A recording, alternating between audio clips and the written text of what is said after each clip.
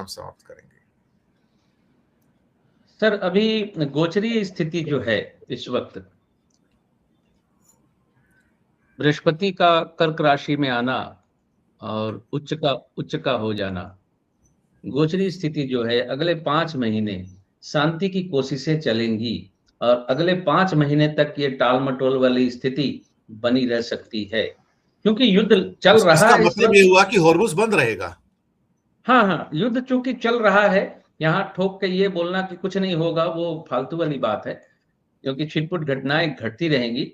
लेकिन ये आपको शुक्र की जो ईरान की जो अंतर्दशा अक्टूबर 26 तक है और 31 अक्टूबर तक बृहस्पति जो है कर्क राशि में है, इसके बाद जो है बांध टूट जाएगा।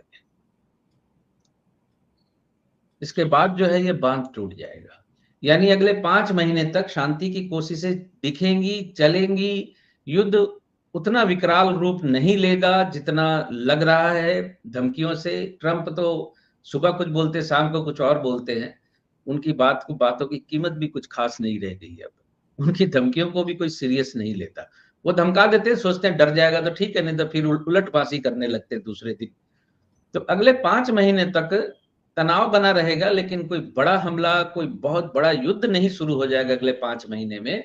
छिटपुट चलती रहेगी, इसने मार दिया थोड़ा, उसने मार दिया थोड़ा, वो तो रोज चलता रहता है।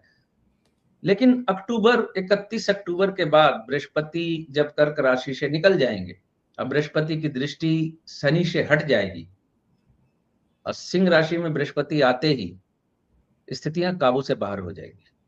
देखिए, बड़ा युद्ध होना है अगले 2-3 साल के अंदर, अगले 2 साल के अंदर या 3 साल के अंदर। कब तक टलता है अब यही देखने वाली बात रह गई। तो 5 महीने कोशिशें चलती रहेंगी, अगर कामयाब हुई तो अच्छा है देश दुनिया और इंसानों के लिए, जनता के लिए। अदरवाइज फिर सिंह में जाते ही बृहस्पति जो है जीव का कारक और अर्थ का कारक नीचगामी हो जाएगा। हालांकि फिर वक्री होकर कर्क में आएगा, लेकिन उसका फिर कर्क में आना, आज की बृहस्पति की जो स्थिति या फल होते हैं वो वक्री होकर वापस कर्क में आने से वो सेम फल मिलेंगे नहीं उसको। तो बृहस्पति नीचगामी होगा सिंह में जाते ही। अगले 5 साल नीचगामी होते ही देश और दुनिया के लिए काफी खराब आने वाले हैं, अर्थनीति की दृष्टि से, इकोनॉमिक दृष्टि से, और ये युद्ध लड़ाई झगड़े की दृष्टि से। क्योंकि युद्ध भड़केगा, उसका कारण यह भी है कि मंगल अब उच्चगामी है, मकर राशि की तरफ अग्रसर है। जी, तो बहुत अच्छे बिंदु आपने रखे।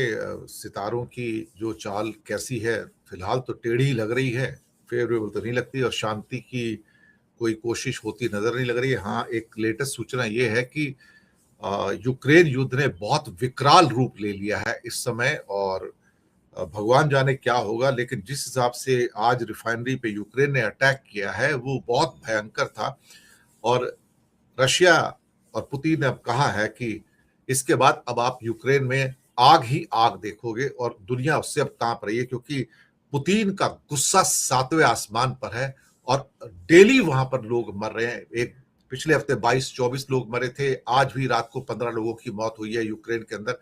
मुझे लगता है कि पुतिन छोड़ेगा नहीं बिल्कुल भी। ये सूचना है दर्शकों के लिए, और हम यूक्रेन के ऊपर अगले हफ्ते कोशिश करेंगे कि हम सिद्धांत जी से बात करें कि ये अचानक से इतना तेज फ्लेयर अप कैसे हो गया इस युद्ध का, कि दोबारा से दुनिया की सेंटर स्टेज पर यूक्रेन वॉर आ गई है इस समय, और खतरनाक है बहुत ये, क्योंकि इसमें यूरोप भी लपेटा जा रहा है।